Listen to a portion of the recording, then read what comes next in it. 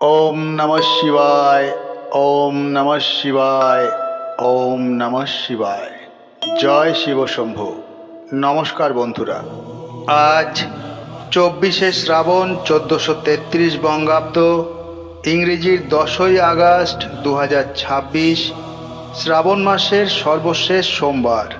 যারা শ্রাবণ মাসের প্রত্যেক সোমবার দিন পুজো করছেন অথবা 16 সোমবার ব্রত করছেন, তাদের শ্রাবণের এই শেষ সোমবার অবশ্যই পালন করা প্রয়োজন।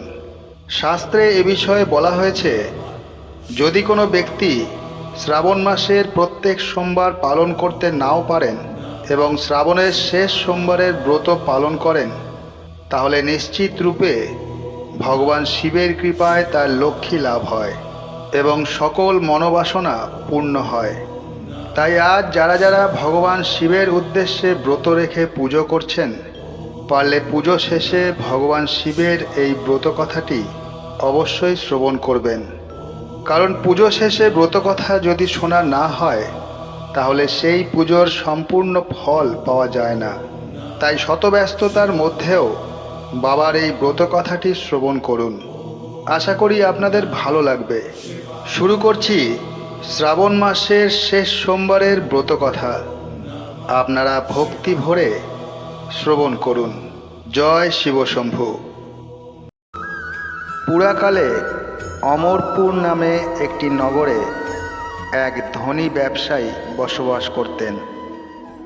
দূর দূরান্তে তার নাম, যশ, ব্যবসা ছড়িয়ে পড়েছিল।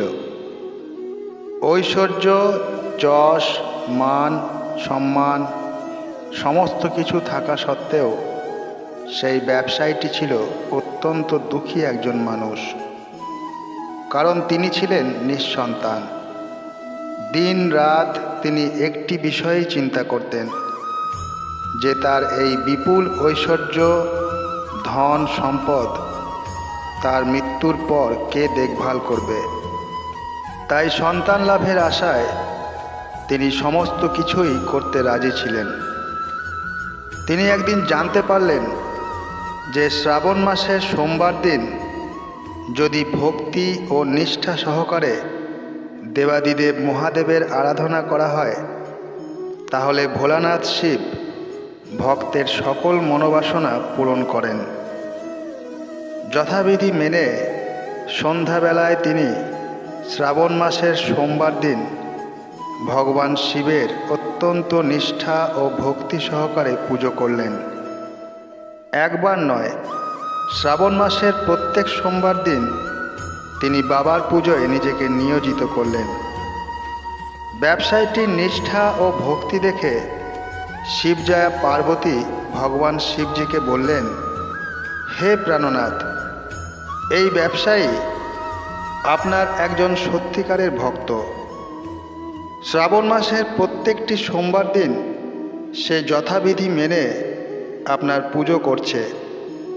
তাই এই ব্যবসায়ীর মনোবাসনা আপনার অবশ্যই পূরণ করা প্রয়োজন। ভগবান শিব দেবী পার্বতীর কথা শুনে সামান্য হাসলেন। তারপর বললেন, হে পার্বতী, এই সংসারে সমস্ত ব্যক্তিকেই নিজের কর্ম অনুসারে ফল প্রদান করা হয়ে থাকে। মানুষ যেমন কর্ম করবে তেমনই তার ফল পাবে। ভগবান শিবের এই কথা শোনার পরেও দেবী পার্বতী অত্যন্ত আগ্রহের সাথে বললেন, আপনাকে কিন্তু এই ভক্তের মনোকামনা অবশ্যই পূরণ করতে হবে। কারণ আপনার এই ভক্ত অন্য 5 জনের থেকে অনেকটাই আলাদা। শ্রাবণ মাসের প্রত্যেকটা সোমবার দিন সে যথাবিধি মেনে আপনার পুজো করছে। আপনার পুজো সম্পন্ন করার পরই সে ভোজন গ্রহণ করছে। আপনাকে এই ব্যক্তির সন্তান প্রাপ্তির মনোকামনা অবশ্যই পূরণ করতে হবে। দেবী পার্বতীর এত আগ্রহ ও অনুরোধ দেখে ভগবান শিব না করতে পারলেন না। তিনি বললেন, ঠিক আছে, আমি এই ব্যবসায়ীটিকে সন্তান প্রাপ্তির বর দান করছি, কিন্তু তার এই সন্তান 16 বছরের অধিক জীবিত থাকবে না।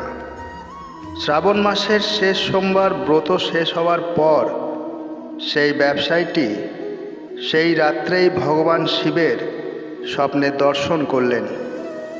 স্বপ্নে ভগবান শিব তাকে পরিষ্কার করে জানালেন যে তাকে পুত্র সন্তানের বর দান তিনি করছেন, তবে তার এই পুত্র 16 বৎসর পর্যন্ত কেবল জীবিত থাকবে।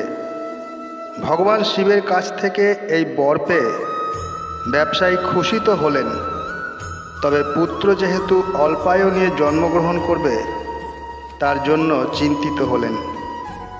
বেশ কয়েক মাস পর তার একটি ফুটফুটে সুন্দর পুত্র সন্তান জন্ম নিল।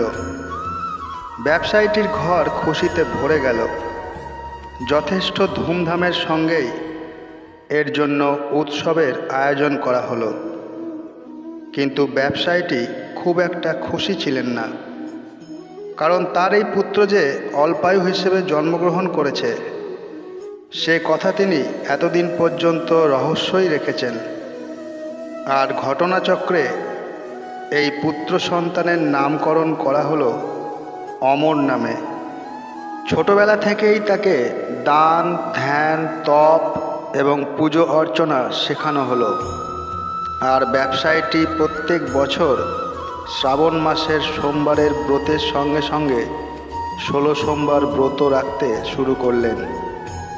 এরপর ব্যবসায়ীটির ছেলে অমরের বয়স যখন 12 বছর হলো, তখন ব্যবসায়ীটি তাকে শিক্ষা প্রদানের উদ্দেশ্যে তার মামার সঙ্গে বারাণসীতে পাঠালেন এবং যাবার সময় বলে দিলেন যে স্থানেই শিব মন্দির দেখতে পাবে সেখানে ভগবান শিবের পুজো করতে এবং ওই স্থানে দীন দুঃখী মানুষ এবং ব্রাহ্মণকে ভোজন করাবে। এইভাবে মামা ভাগ্নে বারাণসীতে যাওয়ার পথে একটি নগরে প্রবেশ করল। যেদিন প্রবেশ করল সেই দিন সেই নগরের রাজার মেয়ের বিয়ে। তবে যে রাজার ছেলে সেই মেয়েকে বিয়ে করতে এসেছে সেই রাজার ছেলের এক চোখ ছিল অন্ধ, আর এই বিষয়টি সে গোপন রেখেছিল। পথের মধ্যে সেই ব্যবসায়ীটির সুন্দর ছেলেটিকে দেখতে পেয়ে সেই রাজার এক কুবুদ্ধি জাগ্রত হলো।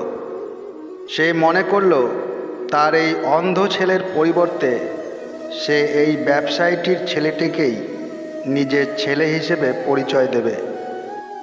তারপর বিবাহ শেষ হয়ে গেলে সেই ব্যবসায়ীটির ছেলেটিকে তাড়িয়ে দিয়ে সেই রাজ্যের রাজার মেয়েটিকে নিজের রাজ্যে নিয়ে যাবে। প্রাণের ভয়ে ব্যবসায়ীটির ছেলেটি সেই সময় মুখে কিছু না বললেও বিবাহের পর রাজকুমারীর শাড়ির আঁচলে সুযোগ বুঝে লিখে দিয়ে যায় যে তোমার সঙ্গে তো আমার বিবাহ হলো, কিন্তু বিয়ের পর যে রাজকুমারের সঙ্গে তোমাকে নিয়ে যাওয়া হবে সেই রাজকুমারের আসলে এক চোখ অন্ধ। আমি তো বারাণসীতে শিক্ষা গ্রহণ করতে যাচ্ছি। বিবাহ সম্পন্ন হওয়ার পর পরের দিন সেই ব্যবসায়ী পুত্রকে তাড়িয়ে দেওয়া হয়, কিন্তু রাজকুমারী যেহেতু আসল সত্য জেনে ফেলেছে তাই সে রাজার অন্ধ পুত্রের সঙ্গে যেতে রাজি হয় না, বরং ব্যবসায়ী পুত্র অমরকেই নিজের স্বামী মনে করে তার জন্য প্রতীক্ষা করতে থাকে।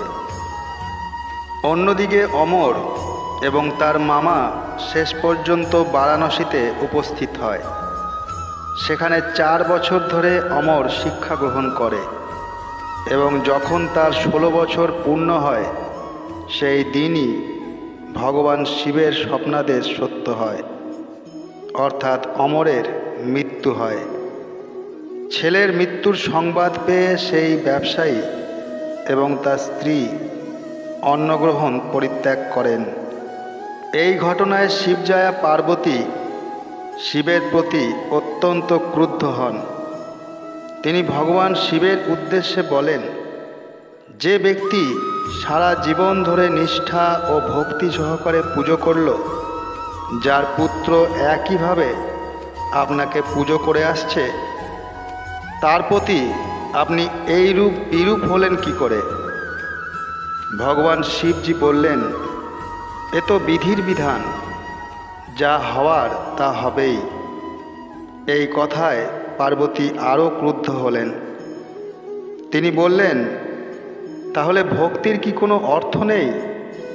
এরপর থেকে তো কোনো ব্যক্তি আর ভক্তির প্রতি বিশ্বাস রাখবে না।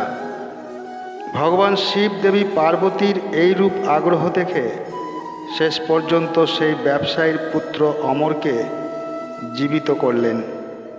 ব্যবসায়ী পুত্র অমর শিক্ষা সমাপ্ত হওয়ার পর যখন নিজের বাড়ি ফিরতে শুরু করলেন, সেই সময় পথের মধ্যে সেই প্রতীক্ষারত রাজকুমারী এবং রাজার বিপুল ধন সম্পদ নিয়ে নিজের নগরে প্রবেশ করলেন। ভগবান শিবজি সেই ব্যবসায়ীটির আবার স্বপ্নে দেখা দিলেন এবং দেখা দিয়ে বললেন, তোমার ভক্তি ও নিষ্ঠায় আমি প্রসন্ন হয়েছি, তাই বিধাতার বিধির লেখন শেষ পর্যন্ত আমাকে বদলাতে হয়েছে। তোমার মতনই এইরূপ কোনো ব্যক্তি যদি আমার প্রতি পূর্ণ বিশ্বাস রেখে নিষ্ঠা ও ভক্তি সহকারে শ্রাবণ সোমবারের ব্রত রাখে, ব্রত সমাপ্তির পর শ্রাবণ সোমবারের এই ব্রত কথা শ্রবণ করে, তাহলে নিশ্চিত রূপে তার মনের অভীষ্ট ইচ্ছা পূরণ হবে। এই বলে ভগবান শিব অন্তর্ধান হলেন। আর এরপর থেকেই এই ব্রতের প্রচার চারিদিকে ছড়িয়ে পড়ল। অথ শ্রাবণ মাসের সোমবারের শিব ব্রত কথা সমাপ্ত। আশা করি এই ব্রত কথাটি আপনাদের ভালো লেগেছে। যদি ভালো লেগে থাকে একটি লাইক করে দেবেন এবং আপনজনদের মধ্যে শেয়ার করে দেবেন। আর কমেন্ট বক্সে ওম নমঃ শিবায় লিখতে ভুলবেন না। এই ধরনের ভিডিও আগামী দিনেও পাওয়ার জন্য চ্যানেলটিকে সাবস্ক্রাইব করে পাশে থাকা বেল আইকনটিকে প্রেস করে দেবেন। সবাই সুস্থ থাকবেন, ভালো থাকবেন। ধন্যবাদ।